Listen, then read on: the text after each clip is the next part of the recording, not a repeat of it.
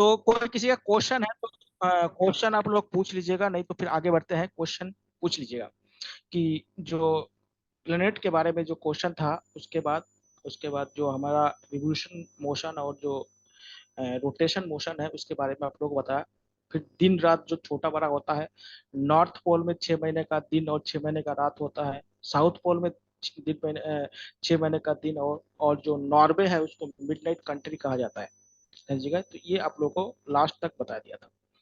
देखिए उसके बाद आपको बताया था कि देखिए हमारे अर्थ में या पृथ्वी को समझने के लिए यहाँ पे कुछ जलवायु यानी क्लाइमेट में चेंज होता है। और दूसरी बात है कि हमारे यहाँ पे टाइम और डायरेक्शन को भी चेंज करना पड़ता है। आप लोग के सबके मोबाइल में जीपीएस सिस्टम है, या भारत का भी एक नया जीपीएस सिस्टम भारत सरकार ने भी बनाया है जिसको नाभिक कहते हैं। तो जो जीपीएस सिस्टम है, आप लोग बता सकते हैं कि दो यहाँ पे लाइन आपको बता रहा हूँ, एक है लॉन्गिट्यूड और एक है आपका लैटिट्यूड, जिसको कहते हैं अक्षांश, और एक होता है देशांतर रेखा है। तो आप लोग थोड़ा सा बता सकते हैं कि आपके मोबाइल पे जो जीपीएस है या आपके जो भारत सरकार का जो नाभिक है, वो किस पर निर्भर करता है? या लैटिट्यूड पर निर्भर करता है या लॉन्गिट्यूड पर निर्भर करता है? आप लोग थोड़ा बताइए। सबके मोबाइल में जीपीएस होगा। देखिए मैपिंग तो सबका है, तो जीपीएस सबके आजकल देखिए सब गाड़ी वगैरह में भी जीपीएस सिस्टम लगा हुआ है। चलिए इसको जरा ढूंढ ढूंढ के बताइएगा आप लोग जब भी आपके आए तो, कि मोबाइल में जो जीपीएस सिस्टम है या जो नाभिक है उसमें ये जो दो इमेजरी लाइन है, उस इन दो इमेजरी लाइन में से कौन सा लाइन फॉलो करता है? देखिए जीपीएस सिस्टम भी दो प्रकार के होते हैं, एक सामान्य लोगों के लिए होता है और एक आर्मी वालों के लिए होता है, जो डिफेंस लोगों के लिए होते हैं। जो डिफेंस वाले का जो जीपीएस सिस्टम होता है वो ज्यादा एक्यूरेट होता है, और जो सामान्य व्यक्ति का जो हम लोग जो इस्तेमाल जीपीएस सिस्टम करते हैं उसमें थोड़ा सा डेविएशन बहुत ज्यादा होता है। इसलिए देखिए कभी कभी सटीक नहीं दिखा पाता है। लेकिन जो आर्मी वगैरह होता है या जिसमें सैटेलाइट को लॉन्च वगैरह किया जाता है, उसका डायरेक्शन एकदम क्या एक्यूरेट होता है, लगभग 100% एक्यूरेट होता है। लगभग उस डेविएशन के साथ साथ क्या लगभग 100% एक्यूरेंसी होता है उसमें। अब देखिए दो आपका इमेजरी लाइन या जो काल्पनिक रेखा आपको बताता है, एक क्या है लैटिट्यूड और एक है लॉन्गिट्यूड। देखिए एक एक करके हम बात करेंगे।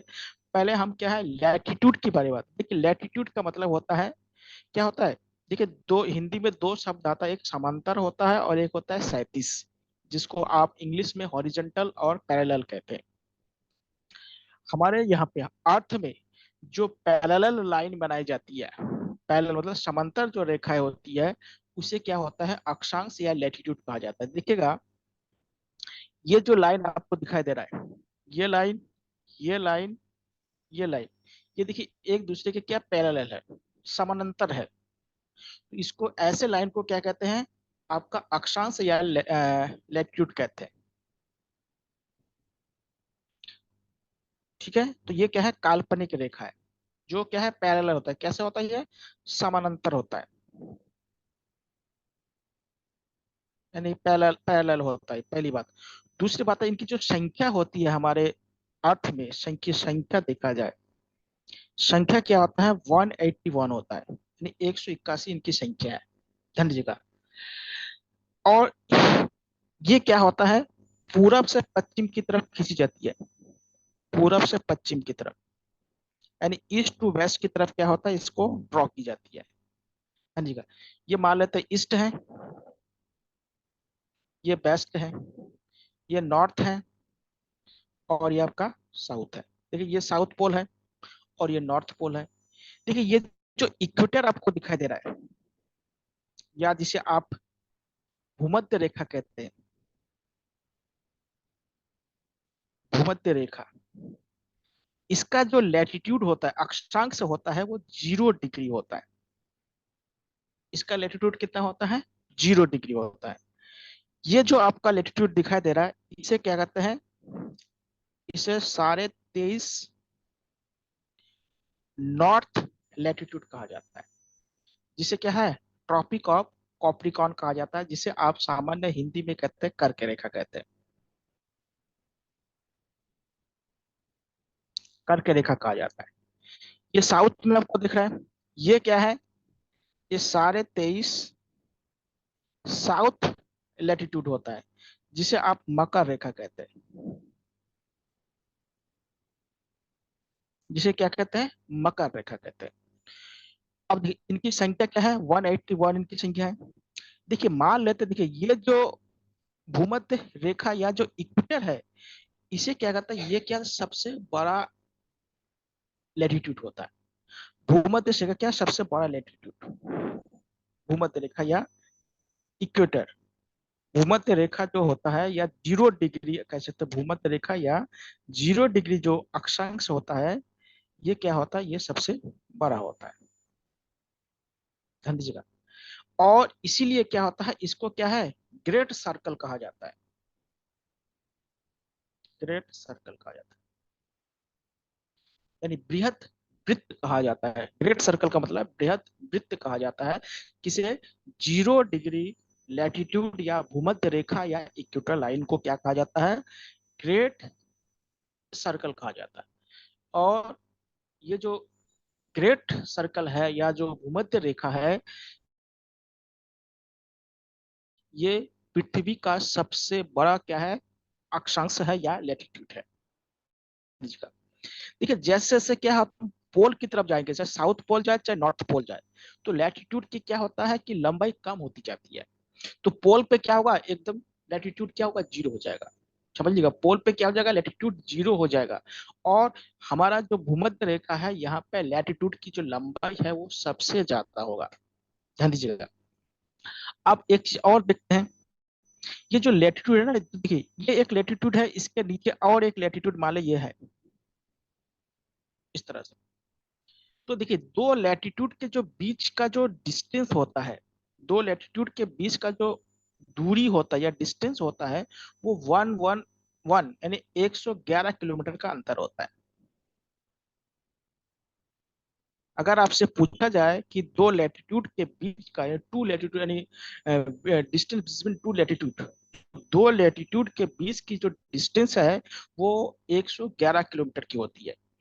और इसे सबसे पहले एक वैज्ञानिक था जिसका नाम था गोरे, उसने इसकी खोज किया था, इसलिए इसको गोरे भी कहा जाता है। गोरे क्या है, साइंटिस्ट है या डिस्कवरर है, जिन्होंने इसकी खोज की थी, इसको इस सिद्धांत को दिया था। तो इसके लिए क्या होता है, इसे क्या होता है, गोरे लाइन भी कहा जाता है। तो दो लैटिट्यूड के बीच की जो दूरी होती है वो 111। और देखिए पृथ्वी पर कहीं पर भी दो लैटिट्यूड के बीच की दूरी हमेशा सेम रहेगा, इस बात को ध्यान रखिएगा। पृथ्वी पर दो लैटिट्यूड के बीच की जो दूरी है, प्रत्येक स्थान पर क्या होगा, एक जैसा नहीं, 111 किलोमीटर ही रहेगा, 111 किलोमीटर ही रहेगा, धनिया। अब हम लोग थोड़ा सा देखते हैं कि ये जो लैटिट्यूड है, इससे मौसम कैसे बदलता है। देखिएगा, आपको पता था कि ये जो हमारा इक्वेटर है ना, यहाँ क्या है, इसको जो ग्रेट सर्कल कहा जाता है, यानी बृहद वृत्त कहा जाता है। तो यहाँ पर क्या होता है, जो हमारा सन है, मान लीजिए ये हमारा सन है, तो सन का जो यहाँ पे रेस यानी जो प्रकाश है या जो किरणें हैं, वो क्या होता है, यहाँ पे डायरेक्ट गिरती है, यानी सीधी, डायरेक्ट। तो डायरेक्ट जब गिरेगी तो यहाँ पे क्या होगा, देखिएगा सन में क्या है, हीट है। और हीट क्या जनरेट का, टेम्परेचर को, जो टेम्परेचर को यहाँ पे बढ़ा देगा, तो इसके आसपास के जो क्षेत्र है ना, वहां से, क्योंकि देखिए हमारे, आपको मालूम होगा कि हमारा जो पृथ्वी है उसका 71% क्या है, जल से भरा हुआ है, वाटर है। और 29 क्या है, भूमि है, हमारा अर्थ का। तो यहाँ पे भी इसके आसपास भी बहुत सारे वाटर बॉडी होगा। तो वाटर बॉडी क्या करेगा, इस गर्मी, इस टेम्परेचर से उसमें वेपोराइजेशन होगा, जिसको वाष्पीकरण कहा जाता है। और वाष्पीकरण होगा तो वाष्प, देखिए क्या होता है कि जो बादल बनेगा, वाष्पीकरण से क्या बनेगा, बादल का निर्माण होगा, यानी क्लाउड बनेगा। और क्लाउड जब ऊपर जाएगा तो वो कंडेंसेशन होगा, कंडेंसेशन मतलब संघनित होगा। जैसे आपके घरों में जो फ्रीज होता है, फ्रीज में जो ठंडा होता है, या एसी में जो ठंडा होता है, उसमें संघनन क्रिया होती है, समझे। वो क्रिया यहाँ पे होगा। और होने के बाद क्या होता है, ग्रेविटी के कारण क्या होता है, बारिश की जो बूंद होता है वो धरती पे आ जाता है। ध्यान दीजिएगा, जो ग्रेविटी होता है उसी कारण क्या होता है, ग्रेविटी क्या होता है, हमेशा नीचे की खींचता है ना। आप लोग जानते हैं ग्रेविटी क्या होता है, नीचे आता है, तो इसलिए क्या होता है, बारिश आता है। और आप लोग कभी कभी एक क्वेश्चन आप लोगों से आप बताइएगा, जो बारिश का जो बूंद होता है, ड्रॉप जो होता है, वो गोलाकार क्यों होता है? वो ऐसे पानी की तरह तो भी हो सकता है, लेकिन देखिएगा कभी भी जो वाटर का जो बारिश का जो ड्रॉप होता है वो देखिए गोलाकार होता है, यानी उसका जो शेप क्या होता है, जो अंडानुमा जैसे बना होता है, पूरी तरह से क्या होता है, गोलाकार ऐसे होता है, गोला जैसा होता है, समझ लीजिएगा।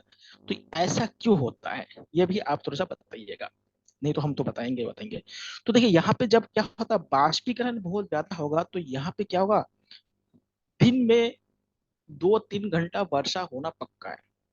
देखिए जो इक्वेटर होता है वहां पे क्या था, प्रत्येक दिन बारिश होता है, वर्षा क्या होता है, रेगुलर वर्षा होता है। वहां पे 2 बजे से लेकर 4 बजे के बीच में बारिश होना तय है, कि सुबह गर्मी होगा, वेपोराइजेशन होगा, फिर दोपहर को जब ऊपर पहुंच जाएगा ये बादल तो वहां पे संघनन होगा, और संघनन के बाद यहाँ पे बारिश होना तय है। अब देखिए, बारिश जब होगा, वर्षा होगा ना, तो यहाँ पे क्या होगा, यहाँ पे नमी बहुत ज्यादा होगा, नमी ज्यादा होगा, तो यहाँ पे क्या है, जो वनस्पति होगा, यानी जो प्लांट होगा, वो उसके के लिए क्या है, तो आदर्श स्थिति पाया जाएगा। देखिए जो हमारा वनस्पति होता है, यानी जो ट्री वगैरह होता है, फॉरेस्ट होता है, वो भी क्या, वर्षा जहाँ ज्यादा होता है वहां पे उसका क्या होता है, डेंसिटी ज्यादा होता है, तो यहाँ पे वनस्पति बहुत ज्यादा होता है। वनस्पति ज्यादा होने का मतलब क्या होता है, जैव विविधता ज्यादा होता है। आपके कोर्स में जैव विविधता, जिसको बायोडाइवर्सिटी भी कहा जाता है। तो क्या होता है, इक्वेटर के, एक बार क्वेश्चन भी पूछा गया ये क्वेश्चन, कि अर्थ के किस देशांतर या किस अक्षांश पर, या किस अक्षांश पर क्या था, बायोडाइवर्सिटी ज्यादा होता है। तो जो हमारा इक्वेटर लाइन है, या जो हमारा भूमध्य रेखा है, वहां पे बारिश अधिक होने के कारण क्या, वनस्पति ज्यादा होगा, और वनस्पति ज्यादा होने के कारण क्या होता है, यहाँ पे बायोडाइवर्सिटी बहुत ज्यादा होता है। इसलिए आप लोगों ने सुना होगा, अमेजन फॉरेस्ट का नाम सुना होगा। अमेजन फॉरेस्ट क्या है, सबसे ज्यादा डाइवर्सिटी वाला इलाका माना जाता है। और आप लोग को मालूम होगा कि वहां पे पूरे अर्थ का 20% ऑक्सीजन का क्या होता है, प्रोडक्शन होता है। केवल अमेजन फॉरेस्ट कितना करता है, 20% ऑक्सीजन का क्या होता है। तो आप मान लीजिए सारे वन अगर जिस दिन समाप्त हो जाएगा, तो लोग जिंदा ही नहीं रह पाएगा, क्योंकि हम ऑक्सीजन लेते हैं और प्लांट क्या होता है, ऑक्सीजन को छोड़ते हैं। तो समझ लिया कि अमेजन फॉरेस्ट क्या था, पूरे अर्थ का 20% ऑक्सीजन को प्रोडक्शन करता है। इसलिए क्या अमेजन फॉरेस्ट को क्या था, लंग्स ऑफ द अर्थ कहा जाता है, यानी पृथ्वी का फेफड़ा कहा जाता है। अमेजन फॉरेस्ट को क्या कहा जाता है, पृथ्वी का फेफड़ा कहा जाता है, लंग्स ऑफ द अर्थ कहा जाता है, क्योंकि वे यहाँ पे ऑक्सीजन का प्रोडक्शन बहुत ज्यादा होता है। तो यहाँ पे बायोडाइवर्सिटी यानी जैव विविधता अधिक पाया जाता है। आप लोग देखिएगा, हमारे देश में जो साउथ इंडिया है वहां पे बायोडाइवर्सिटी ज्यादा होता है, या जहाँ पे बारिश ज्यादा होता है वहाँ बायोडाइवर्सिटी होता है।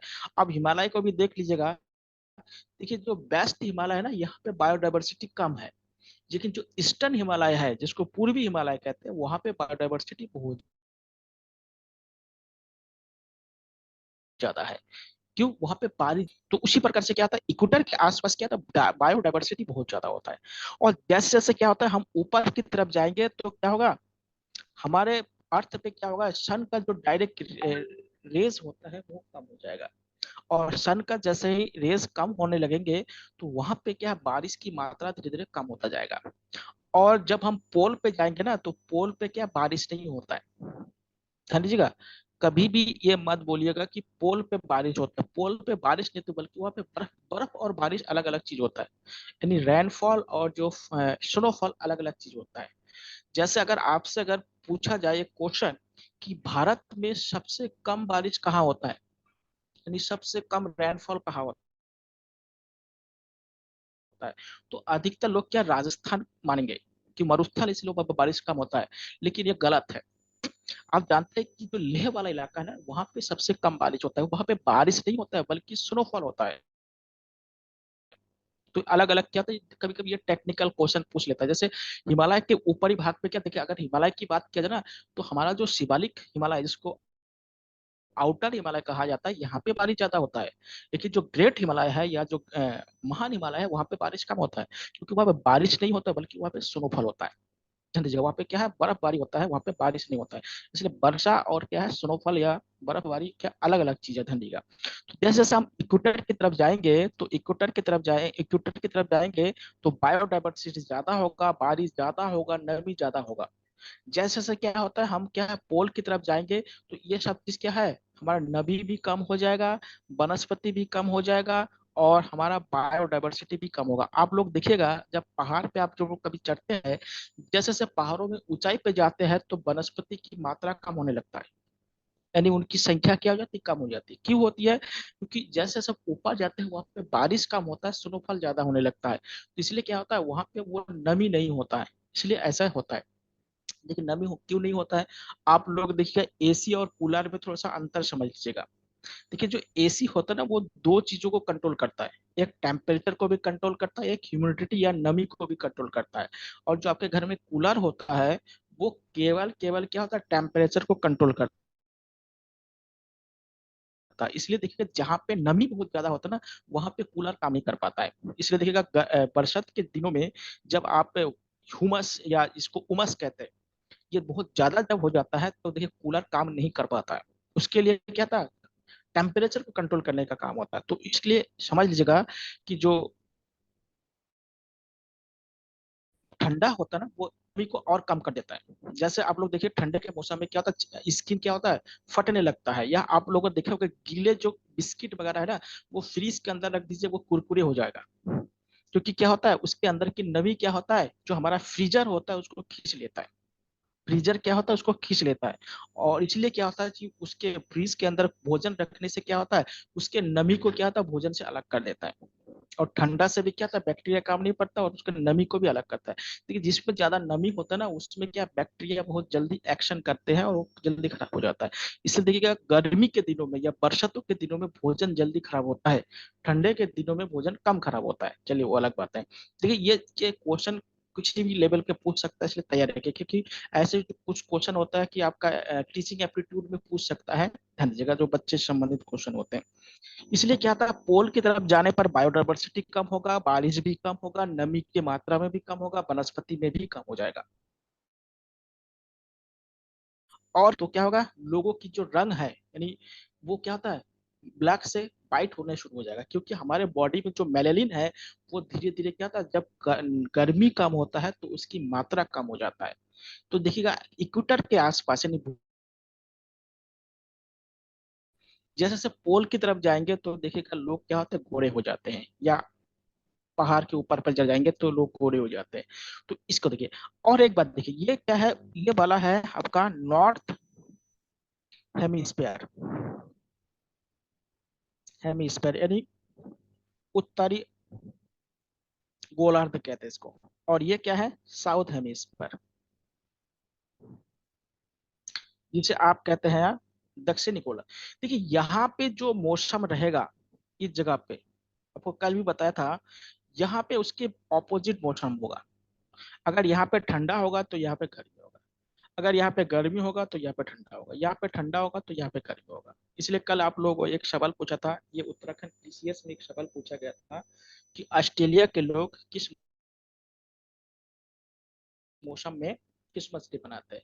तो वहां के जो लोग होंगे वो गर्मियों में मनाएंगे, क्योंकि गर्मी क्योंकि हमारे यहाँ पे क्या क्रिसमस डे जब होता है वो ठंडा होता है कि दिसंबर में मनाया जाता है, विंटर सीजन होता है। तो यहाँ पे कैसा होगा समर सीजन होगा। तो ध्यान दीजिएगा देखिए इस समय ऑस्ट्रेलिया में ठंडा है और वहाँ पे गेहूं की खेती हो रहा है, और हमारे यहाँ पे क्या चावल की खेती हो रही है। तो देखिए ये जो हमारा पूरा जो अर्थ है या जो क्लाइमेट है बहुत तरह से क्या है बहुत डाइवर्सिटी है। और ये डाइवर्सिटी कारण क्या है आपको बताता है दो कारण है। एक तो हमारा जो अर्थ क्या है अपने एक्सिस पे टिल्ड है, झुकी हुई है, और दूसरा क्या है उसमें रिवोल्यूशन मोशन होता है। इसी कारण क्या होता है इस क्लाइमेट में क्या है अंतर पाता है। तो कुल मिला के जो लैटिट्यूड है वो हमारा क्या है मौसम को बताता है। ठीक है हमारे पूरे जो अर्थ है ना यहाँ पे 16 टाइप के क्या होता है जो क्लाइमेट पाया जाता है, 16 प्रकार के क्लाइमेट पाया जाता है। जैसे मरुस्थली हो गया, पर्वतीय हो गया, टूंडा हो गया, टेगा हो गया, उसके बाद जो भूमध्य सागरीय हो गया, सवाना हो गया। इस तरह के क्या होता है कि 16 प्रकार के क्या होता है यहाँ पे क्लाइमेट पाया जाता है। ध्यान दीजिएगा। तो क्या होता है अलग अलग जगह पे अलग अलग टाइप के क्लाइमेट अक्षांश पर मेनली निर्भर करता है, जिसे आप क्या होता है लेटीट्यूड कहते हैं। ठीक है, तो इसी से क्या है लेटीट्यूड के बारे में आप जान सकते हैं।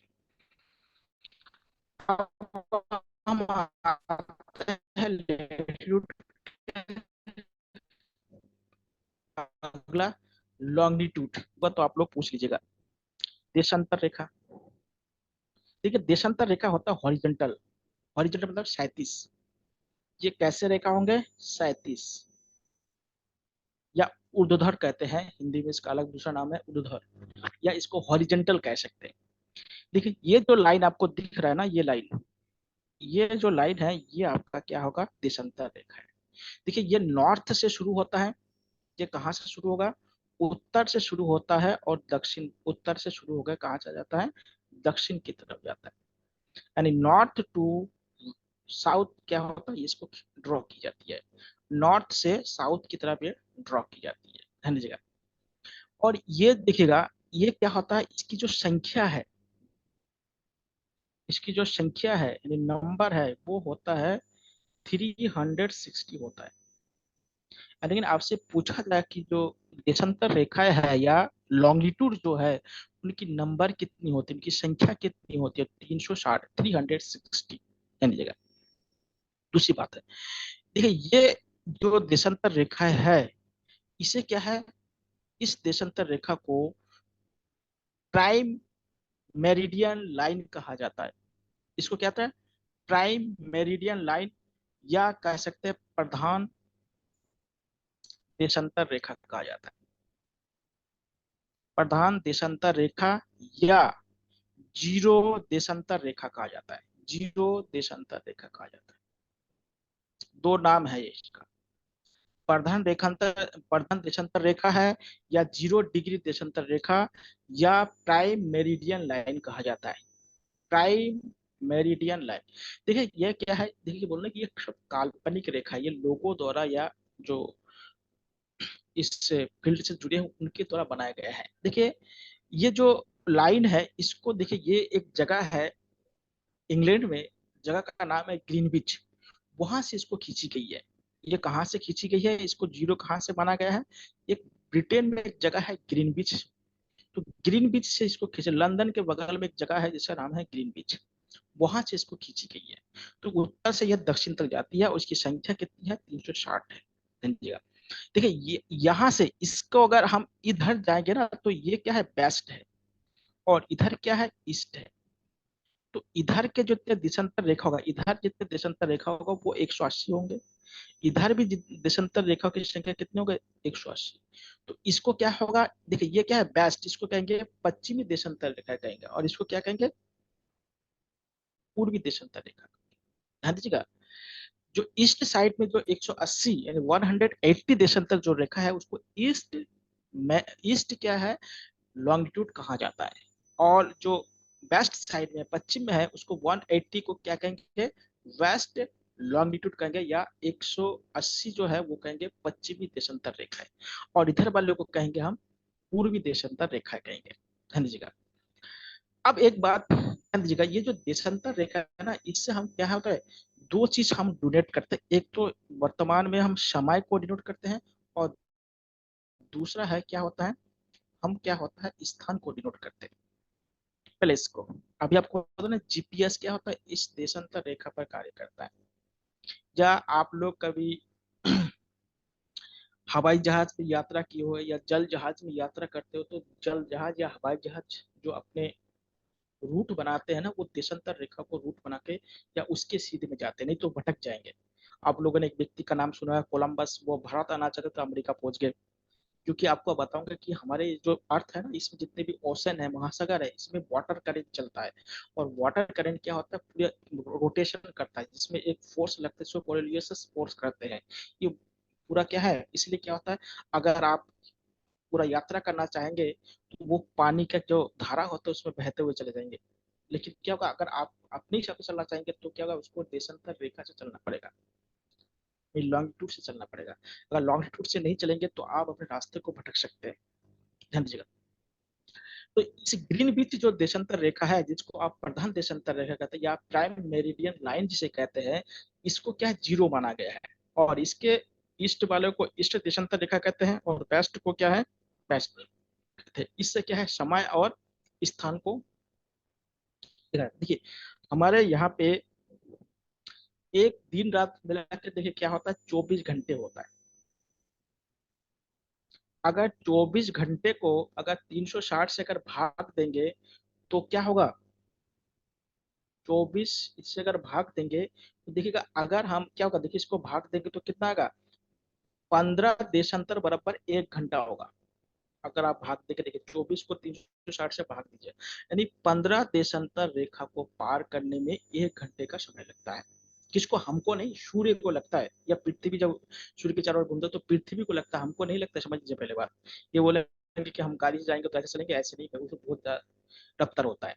तो देखिए 15 देशांतर को अगर आप क्रॉस करेंगे तो उसमें जो हमारा अर्थ सूर्य की ओर जो चक्कर लगा रहा है ना, उसमें 1 घंटे का समय लगता है। इसलिए देखिए पूरे 24 घंटे में क्या, 360 डिग्री, क्योंकि 360 डिग्री होता है, 360 डिग्री होता है, सर्कल होता है, आप जानते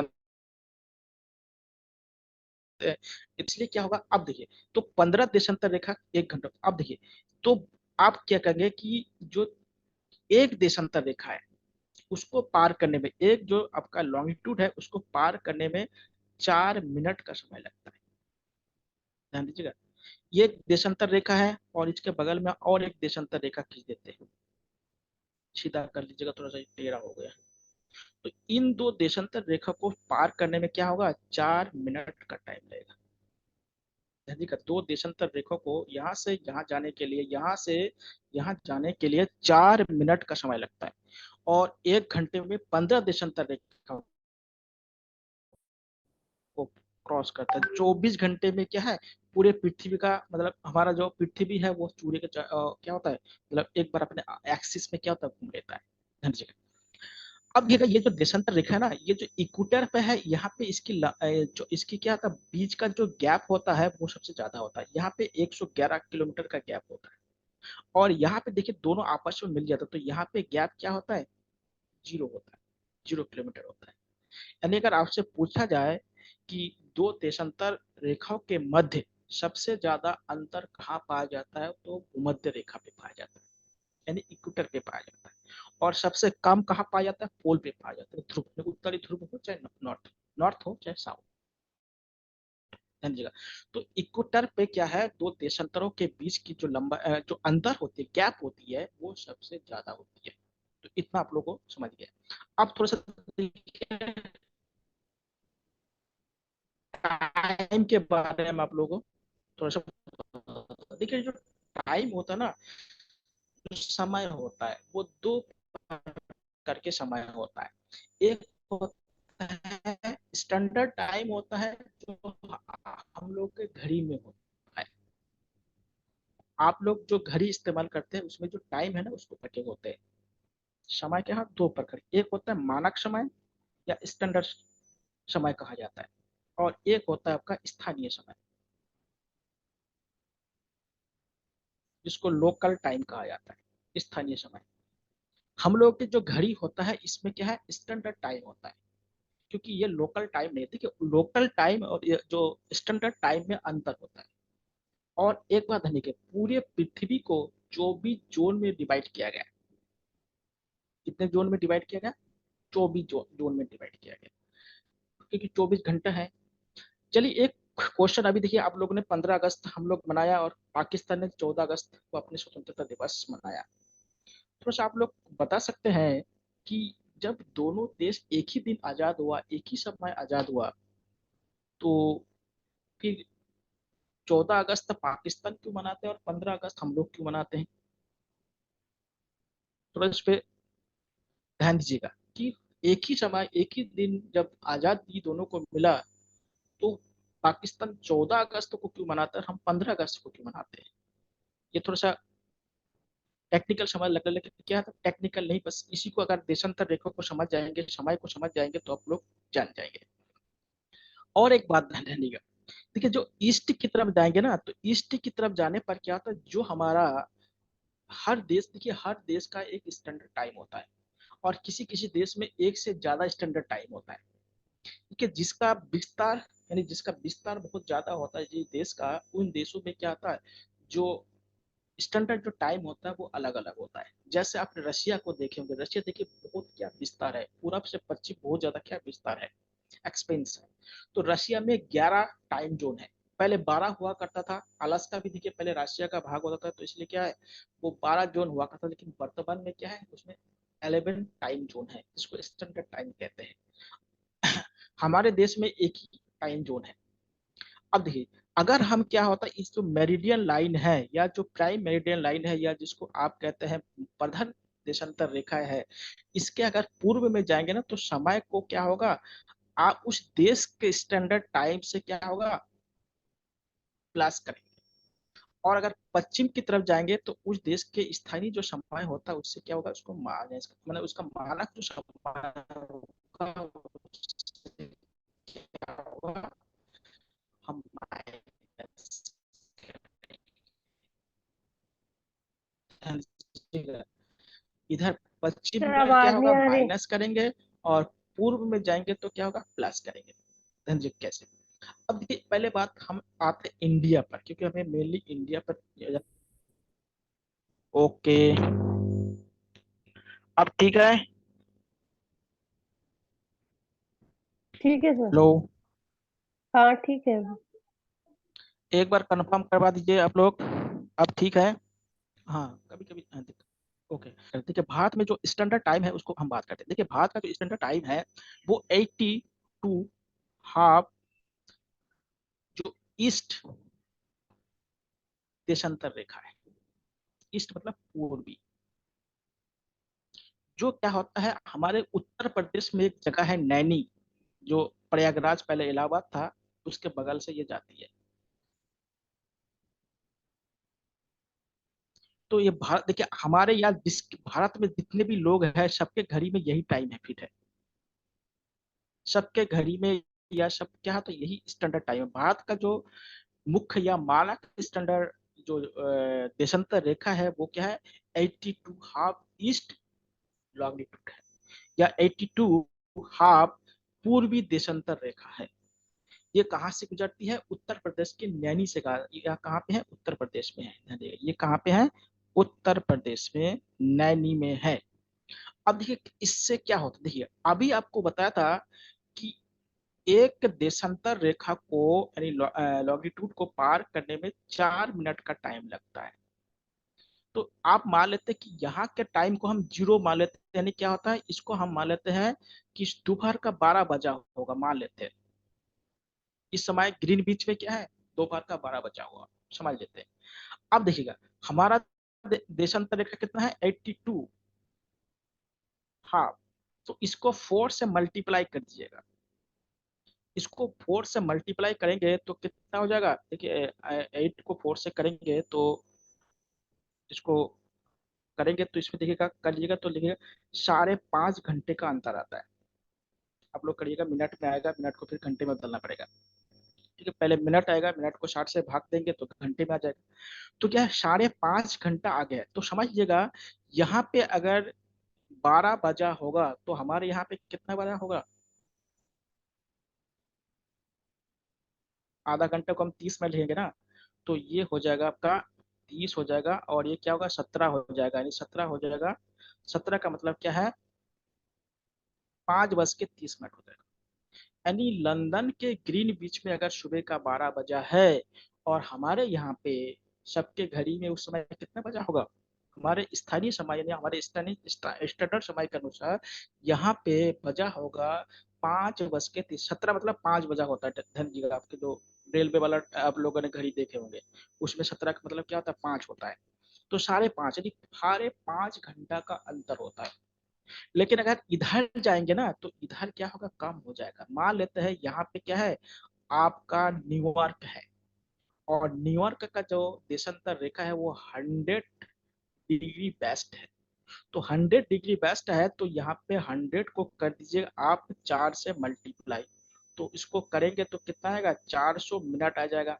तो 400 मिनट में क्या होगा, 4×4 = 36, यानी क्या होगा आपके 6 घंटे 40 मिनट का अंतर हो जाएगा। अब क्या करेंगे, यहाँ पे 12 बजा हुआ है तो इसमें से क्या था, अब इसको घटाएंगे। देखिए आप इसको जोड़ेंगे, देखिए ईस्ट में जोड़ेंगे और वेस्ट में घटाएंगे तो कितना हो जाएगा। जब 12 बजा है तो इसमें से क्या है, आपको 6 घंटा 40 मिनट को घटाना है। तो कैसे घटाएंगे, इसको 12 को पहले 11 करेंगे, यहाँ पे 1 घंटा लाएंगे तो यहाँ पे 20 मिनट हो जाएगा।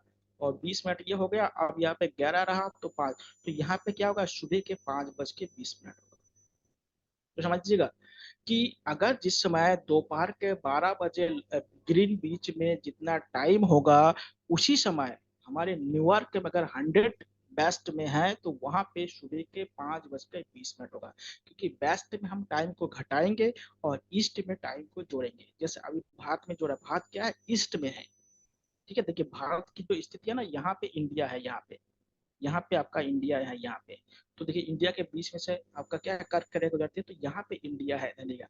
तो यहाँ पे हम ऐड करेंगे और इधर क्या करेंगे, हम माइनस करेंगे। ठीक है, तो इस चीज को ध्यान रखिएगा कि हम जब भी पश्चिम की तरफ जाएंगे तो हमारे घड़ी में टाइम को माइनस करना पड़ेगा, और जब भी हम पूरब की तरफ जाएंगे तो हमारे घड़ी में टाइम को क्या है, ऐड करना पड़ेगा। जितना हम पूरब की तरफ जाएंगे उतना। अब देखिए आपको पता है कि पाकिस्तान 14 अगस्त की बात, देखिए हमारे टाइम से पाकिस्तान का जो मानक समय है वो आधा घंटा कम है, यानी 30 मिनट कम है। तो जब हमारे यहाँ पे घड़ी में 12 बजा होगा तो वहां पे 11:30 बजा होगा। तो उस समय क्या है, पाकिस्तान में क्या है, पाकिस्तान हमसे पश्चिम में है ना, इसलिए वहां पे आधा घंटा कम है। इसलिए पाकिस्तान 14 अगस्त में रह गए और हम लोग 15 अगस्त में पहुंच गए। यही अंतर है। पाकिस्तान का समय क्या है, हमारे जो मानक समय है वहां से आधा घंटा कम है। नेपाल का टाइम देखिएगा, तो नेपाल का टाइम हमसे क्या है, ईस्ट में है नेपाल ना, तो वहां का जो समय है वो क्या हमसे आधा घंटा और कम है। तो हमारे